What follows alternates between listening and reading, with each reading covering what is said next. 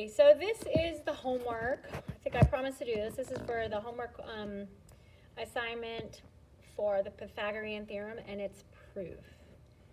So here we go. We're only going to do 1 through 10, and I will model it as best as I can.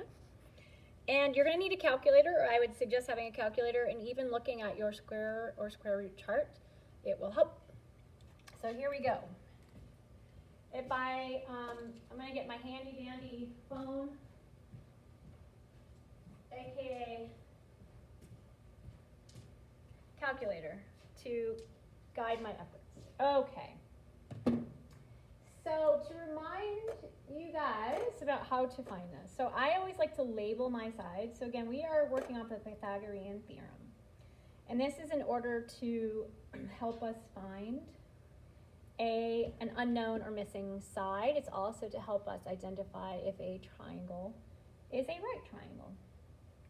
So here I'm going to make sure I label. I want to make sure that I identify that my C, which is my hypotenuse, remember that word? Hypotenuse. I know I said it about 17 times in class. That the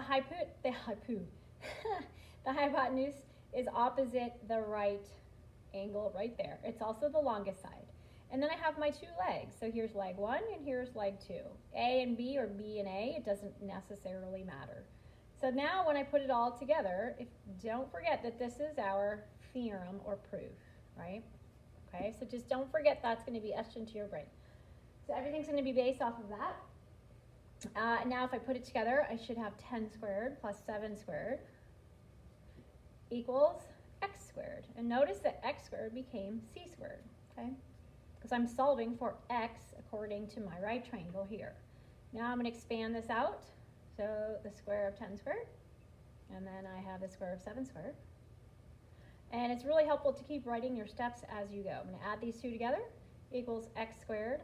And now I want to find the square root of both. So the square root, if you think about it, of x squared is x, and the square root of 149, well, I'm actually going to have to use a calculator for this. So I'm happy to show you on my phone calculator how this works. So I am trying to find, remember, the square root of 149. So I'm going to take 149, and I'm going to use that little radical sign with the x as the radicand, and then I see a little 2 as the index. So we have 12.2. Okay? So I'm going to put x is equal to 12.2, and I'm going to box it. Okay, so for number 2, I have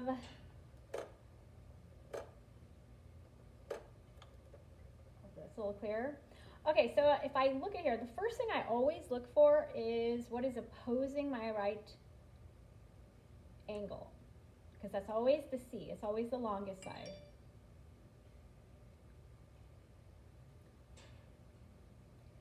And I like to identify those two. So now I can write x squared plus, well, I have 19 here, 19 squared, equals that hypotenuse squared over here. Now, I'm not going to sit here and model how to do it on a calculator each time. But if you're at home, I suggest using a calculator to make sure that you have the right answers when you square these. So hopefully you can check my math. Now, how am I going to undo this? Well, if I try to get my x squared alone, I'm going to isolate it, then I have to subtract 361 from both sides. If I subtract my 361 from 441, I get 80. Now, I have x squared is 80. And if I take the square root of both, then x is the square root of 80, which is roughly 8.9. And if you write about 9, that's fine too. Okay, so now moving on to 3. So it looks like I have my hypotenuse, I know, and I have 2 legs. I'm trying to find out one leg. X squared plus 16 squared equals 27 squared. X squared plus, I know 16 squared is 256. 27 squared I have not memorized, but I did it before, which is 729. X squared equals 473. Take the square root of both, because remember what you do one side, you do the other side. X is equal to 21.7, the square root. Okay? Number 4. So do I know my hypotenuse? I do not. Looks like I know 2 of my shorter legs, though. So it looks like it's a 12.8 squared plus, I think it's a 5.3 squared equals x squared. When I square these out, I am going to get 163.84 plus 2809 equals x squared. I'm going to add these two together, and I'm going to end up with 191 and 93 hundredths equals x squared. I take the square root of both, so I get my x alone, and the square root of this is 13.9. I keep forgetting to box. Okay. Okay, so now let's move on to 5. Oh, 5 is going to be a little trickier. I have to think a little bit more outside the box here. So I'm going to start realizing that there's some other arithmetic or some other things I'm going to have to determine. So I have an x here, x here. These two tick marks mean that they are equivalent, of equal length, if you will. This whole side is 18. I have, this is a right, and if that's a right, then this is a right. So what information can I determine from this? Well, I'm trying to solve for the hypotenuse. I know one side is 20. I know the other side is unknown. But could I get that information from this side? If this whole side is 18 and these two sides are equivalent, then if I split 18 in half, voila, then that's 9 and that's 9. So A is 9. So now I can plug it into my equation. 9 squared, again from here, plus 20 squared from here, kind of the middle, that's cutting that equilateral in half, or maybe it's not an equilateral, it's actually not an equilateral, you'll find out, equals x squared. Now I'm going to keep rewriting it, so 81, I'm squaring 9 plus 400, those are good ones to memorize, is x squared. And then I add these together, 481 to get x squared, and then I'm going to find the square root of, really, both. Square root of 481 is 21.9. And I'm going to ask you this. Is this an equilateral triangle? Meaning, are these three lengths equal? Well, it's close. But this whole side is 18, and my two x's are 21.9. So it's actually not equilateral, even though it seems like it might be. But it's very, very similar. Okay. 6. Oh, this is kind of a fun one. So if I look at 6, I'll zoom in. Okay, there's a lot of information that I need to determine. So first of all, I have two triangles here. It looks like I have side lengths that I know. Looks like this is a 17. I have a 17 here. So if I know two sides of a triangle, I can determine the other side. So let's do that first. I know my hypotenuse, so I'm just going to dive into this actual triangle. So if I look at this triangle, I have two legs unknown. Well, I have one that I know now, that I'm going to square and add together, and I'm going to get 19 squared. So let's do that. So I should have 17 squared from here, or even here, plus another one of the legs, whether it's A or B, equals, well, my C squared, so that's 19 squared. So I'm just getting it from this side and this side. I'm trying to decide what this side is. I'm going to label that A now. And then I'm going to square 17. And I'm going to square 19. I'm going to isolate my A squared, so I'm going to subtract 289 from each side. And when I do that, I get my A squared alone. 361 minus 289, 72. And now I'm going to take the square root of both A squared and 72. And then A is going to equal about 8.5. You might get like 8.49, something like that, about 8.5. But now what it's asking, remember this is not the actual answer because that is only this side, right? If I say these are both equal or congruent in geometry, then A is equal to A. So I have now 8.5, I have 8.5, right? And then if I total 8.5 and 8.5, so 8.5, well I know 8 plus 8 is 16, so that means she's 17, right? 31 minus 17. So I can even show more work. 31 is the whole side minus 17, which is a total of the two sides here. I will get the inside, which is x.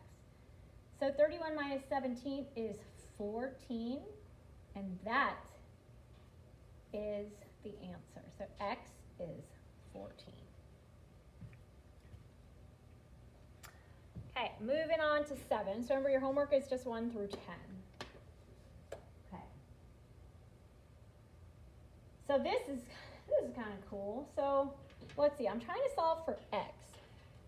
And x, I need a better pencil. X is the hypotenuse. So I'm going to label that C. It's just good for your brain to label things. And this could be A if you wanted to label it, right? A, B, and C, if you wanted to. Okay, so what other information can I glean right now? Well, let's start with A. Could I attack A? Could I determine if I know this whole length of 44, and I know part of it, which is 16, what is the difference? That's when I can solve for A. So A is going to equal 28, because 28 plus 16 is 44. Okay. Now, I know A. Well, I need to know, because I only have one side here, and I'm trying to get my hypotenuse for this triangle. I'm going to need to solve this triangle first, because I know two sides. So, as I get myself in a different pencil, you would think I'd be prepared by now. Maybe I just need to attack this triangle now. So let's do that. So, triangle 1, triangle 2. I'm just going to give them little names. Okay, so let's go ahead and try triangle 1. The hypotenuse is actually the 22 because it's opposite that right triangle. So I have 16 squared plus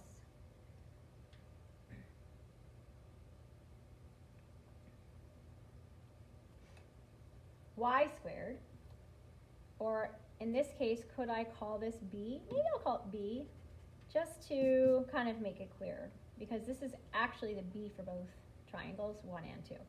B squared equals c squared, which is 22 squared. Okay, so I'm going to now square my 16. I got 256 plus my b squared equals 484. Now I want to isolate, so I want to subtract 256 from each side. So now I have b squared equals the difference of these two. The difference is going to be 228. Okay. In order to get the square root, I'm going to take square root of both. That would mean I have b here, and the square root of 228 is 15.1. Okay, so I could in fact take this information, remember I'm not completely done, and I could put it right here if I wanted to label that. Now, can I solve for x? Okay, so that's just triangle 1. Ooh, I hope that didn't screw you up. Now, Maybe if I zoom out, you can see all my work together. Okay. So let's attack triangle 2 now. Okay, so now I have, remember my x I don't know, which is my hypotenuse. I know that I should have 15.1 squared, because that's my b, or one of my legs, plus another leg squared. And then I should have x squared. 15.1 squared is 228. 28 squared is 784. When I add these two together, I get 1,012, 1 penny, equals x squared. Now I take the square root of both, and my answer is 31.8. And I'm going to box that, since that is the final answer. And is that reasonable? Does that make sense? Well, it has to be larger than 28, because it is the largest side, because it's the hypotenuse. So 31.8. Okay. Okay. So now we have a word problem. These pesky word problems. We've got our friend Scotty. He's using a 12-foot ramp. Ooh, ramp. Now what I know about ramps is that they are kind of elevated, so you can like get into a truck or something. Okay, so I think that, I think that could be a ramp. And it's a 12-foot long ramp. Okay, so I got that. The back of the truck is 3.5 feet from the ground. Okay, so from the ground, okay.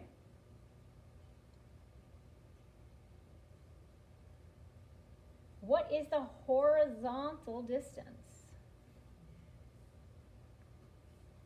So that's what they're asking for, is this right here. So what do I know? Let's start labeling things and identifying. Well, here is my right triangle. Opposing my right is my hypotenuse, this is my C, and then I've got my two legs. So I've got A, and I've got B, and I've got C. And I have two known, so now I can find out another one of my legs. So let's go for it. Then I have my unknown, in this case will be, let's just call it A. A squared plus 3.5 squared equals 12 squared. A squared plus 12.25, when I square that, I get that, and then I know 12 squared is 144. Now I want to isolate my leg, or my A squared. I'm going to subtract 1225 from both sides. And I'm going to end up with 131.75. Okay. Take the square root of both. A equals 11.5. So it's about 11.5. If you got one little decimal off, it's okay. So that is the distance. Again, what A represents is this one of these legs, not the hypotenuse. Okay, two more to go. Make sure we're still recording and that it's not totally funky. Oh, it's a little sunny there. Ooh.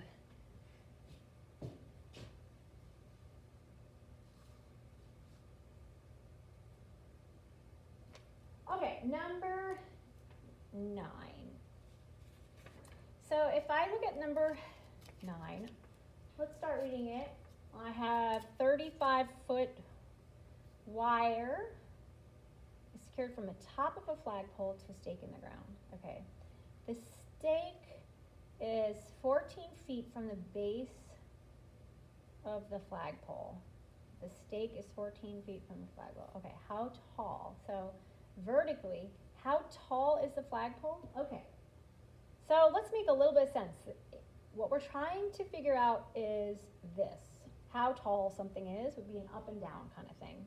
Okay, I'll call it my X for right now. And then, because I know this is going to be some kind of triangle, let's see. I have this whole, if I think about a flagpole, pretend, what do I have here? Pretend this is a flagpole. Right? Okay, that's my flagpole. And I have a stake. It's 14 feet. So stake is something you put in the ground from the base of the flagpole. This is the base. So basically, this is where I'm putting in a stake. You all right? I should say this is my stake. I'm going to draw a little picture of it. Right into the ground, a stake. Okay. And then I have a wire, right, that's going from the top of the flagpole.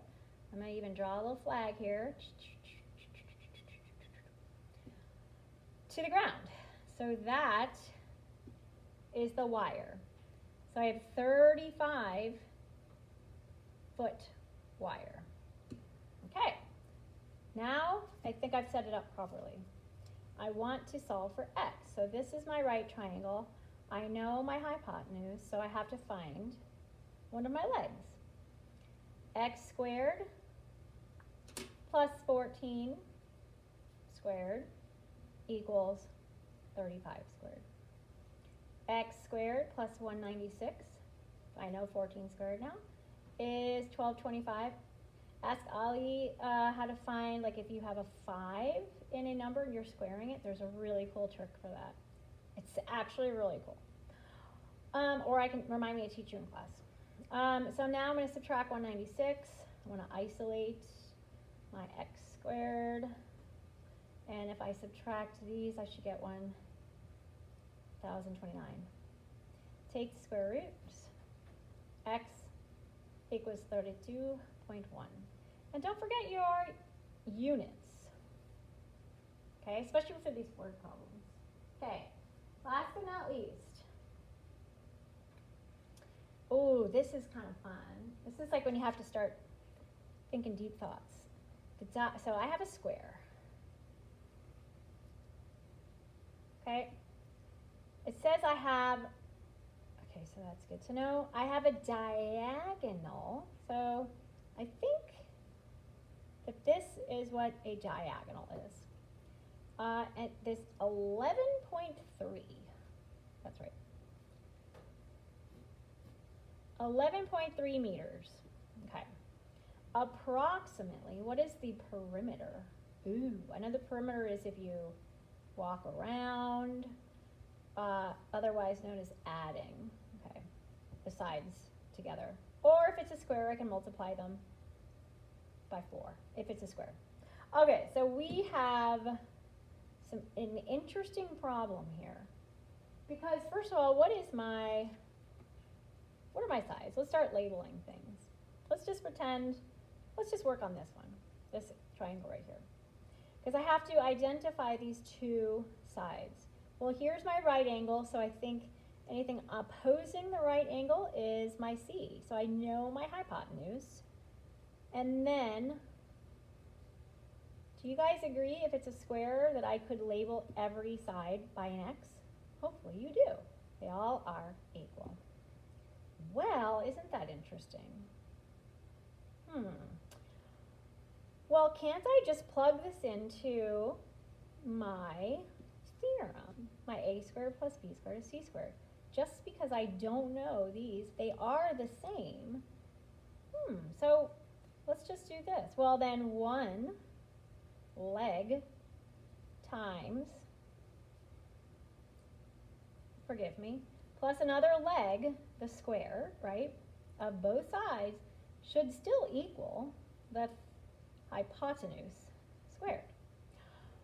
Oh, that's kind of cool. So if now I'm adding the same, first of all, can I combine these terms? I can, because they're the same base, same exponent.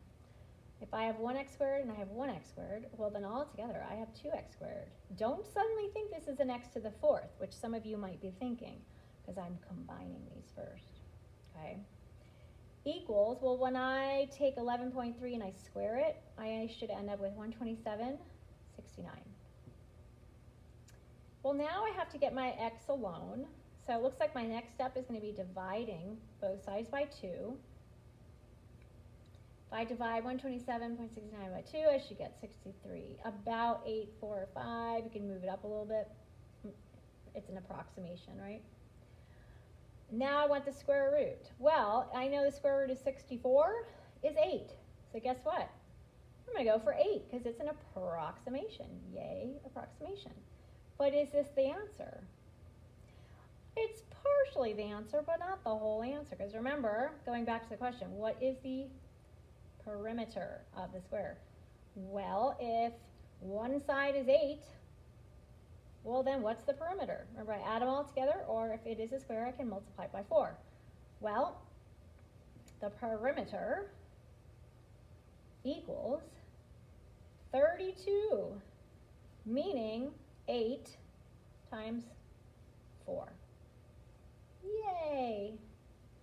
And we are done.